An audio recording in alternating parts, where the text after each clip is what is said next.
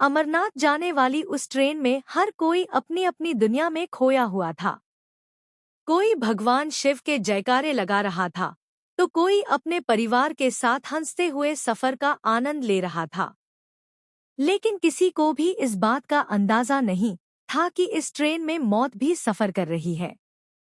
जी हाँ दोस्तों, इस बार कहानी में आने वाला है ऐसा भयंकर ट्विस्ट जिसे देखकर हर कोई दंग रह जाएगा। राधिका की आंखों में सिर्फ बदला था। उसके चेहरे पर एक खतरनाक मुस्कान थी, क्योंकि उसने पहले ही पूरी ट्रेन को खत्म करने का प्लान बना लिया था। उसने ब्रिज के नीचे विस्फोटक लगवा दिए थे, ताकि जैसे ही ट्रेन वहां पहुंचे, पूरा पुल टूट जाए और ट्रेन गहरी खाई में गिर जाए। लेकिन राधिका की दुनिया उस वक्त हिल जाती है, जब अचानक उसकी नज़र सामने खड़ी अनंता पर पड़ती है।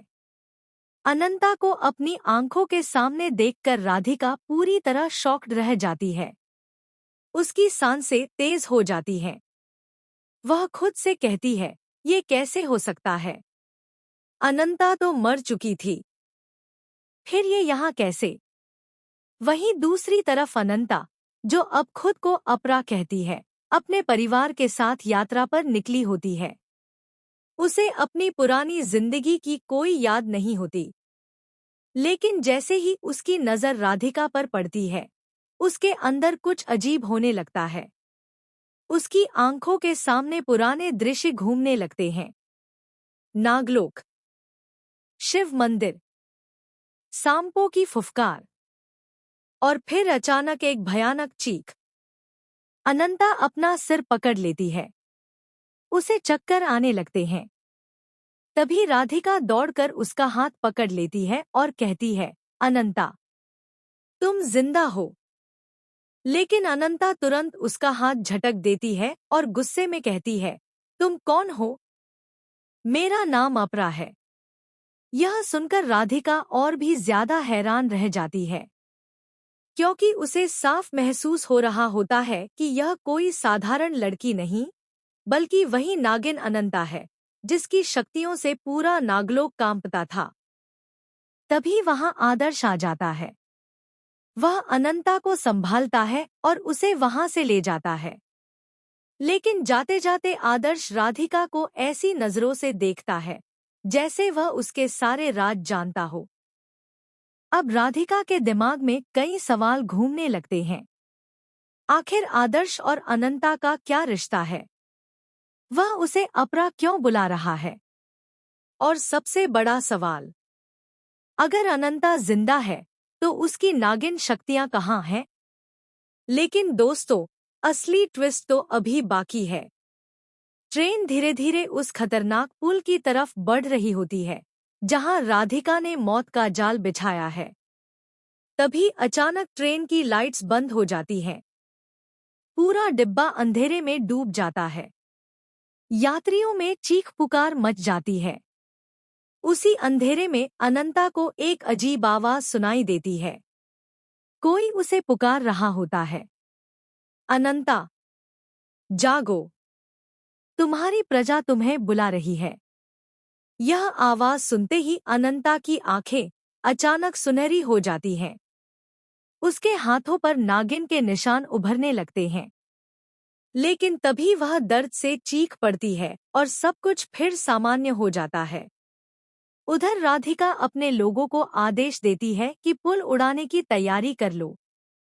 लेकिन जैसे ही उसका आदमी बटन दबाने वाला होता है, अचानक उसका हाथ जलने लगता है। उसके शरीर पर सांप लिपट जाते हैं और वह डर के मारे चीखने लगता है। राधिका समझ जाती है कि कोई अदृश्य शक्ति उसके प्लान को रोक रही है। तभी ट्रेन के दूसरे डिब्बे में आर्यमान की एंट्री होती है। आर्यमान को देखकर राधिका कुछ पल के लिए कमजोर पड़ जाती है, क्योंकि वह उससे प्यार करती थी। लेकिन आर्यमान को नहीं पता होता कि राधिका अब कितनी खतरनाक बन चुकी है। आर्यमान अचानक अनंता से टकरा जाता है। जैसे ही दोनों की आंखें मिलती हैं, अनंता को अपने अतीत की कुछ झलकियां दिखाई देती हैं। उसे याद आता है कि कभी आर्यमान उसकी जिंदगी का सबसे बड़ा सहारा था, लेकिन तभी एक और भयंकर ट्विस्ट आता है। ट्रेन के ऊपर अचानक विशाल चंगिस्तानी भेड़ियों का हमला हो जाता है। ये कोई साधारण भेड़िए नहीं, बल्कि काले जादू से पैदा किए गए खूंखार दानव होते हैं। यात्रियों में अफरातफरी मच जाती है। बच्चे रोने लगते हैं।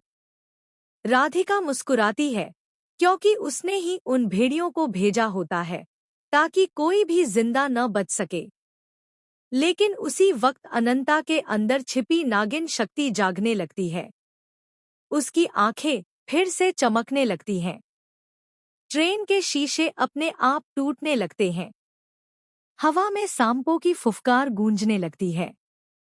भरनी, जो मंदिर के पास पहुंच चुकी होती है, अचानक उस शक्ति को महसूस कर लेती है। भरनी अकेली उन भेड़ियों से लड़ने लगती है। भेड़िए उसे घायल कर देते हैं, लेकिन वह हार नहीं मानती। तभी अचानक आसमान में बिजली चमकती है और मंदिर की घंटियां अपने आप बजने लगती हैं। उसी पल अनंता को अपनी पूरी सच्चाई याद आने लगती है। उसे याद आता है कि राधिका ने ही उसे मारने की कोशिश की थी।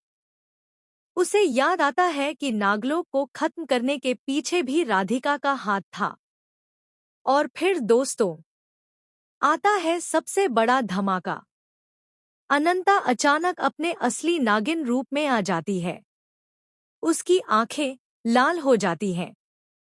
उसके चारों तरफ नीली शक्तियां घूमने लगती हैं। पूरी ट्रेन कांपने लगती है।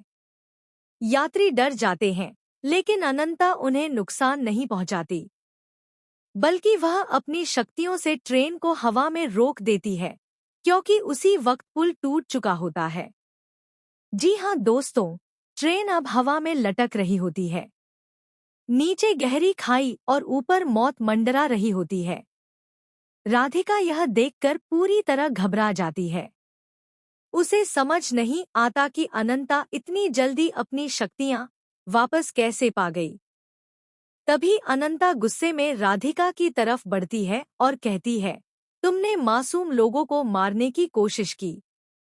अब तुम्हारे पापों का अंत होगा। दोनों के बीच भयंकर युद्ध शुरू हो जाता है। ट्रेन के ऊपर नागिन और राधिका की शक्तियां टकराने लगती हैं। आग के गोले निकलने लगते हैं। आसमान लाल हो जाता है। लेकिन तभी एक और चौंकाने वाला सच सामने आता है। आदर्श असल में कोई इंसान नहीं, बल्कि नागलोक का रक्षक निकलता है। उसने ही अनंता की याददाश्त छिपाई थी, ताकि सही समय आने पर वह अपनी शक्तियों के साथ वापस लौट सके। यह सच सुनकर हर कोई हैरान रह जाता है।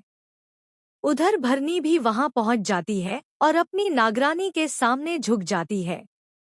पूरा नागलोक अनंता की वापसी का जश्न मनाने लगता है। लेकिन राधिका इतनी आसानी से हार मानने वाली नहीं होती। वह अपने शरीर में छिपी काली शक्ति को बाहर निकालती है। उसका चेहरा डरावना हो जाता है और वह एक विशाल दानवी रूप धारण कर लेती है। अब लड़ाई और भी खतरनाक हो जाती है। राधिका चिल्लाकर कहती है, अगर मैं नहीं बची तो इस ट्रेन में कोई भी जिंदा नहीं बचेगा। वह पूरी ट्रेन को आग में घेर देती है। यात्रियों की चीखें गूंजने लगती हैं। तभी अनंता भगवान शिव का ध्यान करती है। उसकी शक्तियां 1000 गुना बढ़ जाती है। उसके पीछे विशाल शिव नाग का